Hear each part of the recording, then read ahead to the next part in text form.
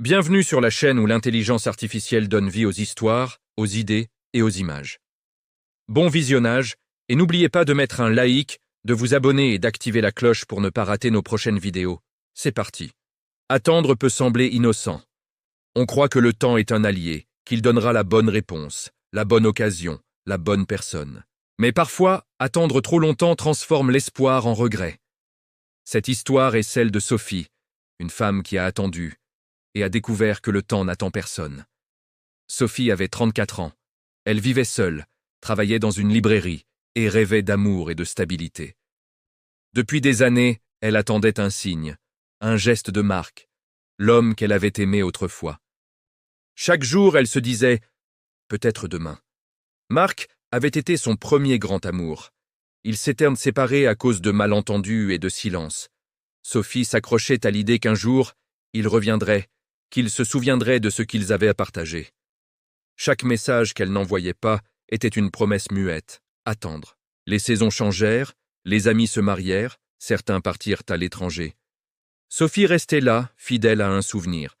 Elle disait « Je ne veux pas me tromper, je ne veux pas me précipiter. » Mais attendre, c'est parfois rater ce qui est juste devant soi. Un soir, dans un café, elle vit Marc. Il ne la reconnut pas immédiatement. Elle se surprit à hésiter. Les années avaient changé les deux, mais elle pensait que l'amour suffirait. Marc partit avant qu'ils puissent échanger plus qu'un regard. Sophie rentra chez elle, seule. Elle se rendit compte que le temps avait passé et que certaines chances ne revenaient jamais.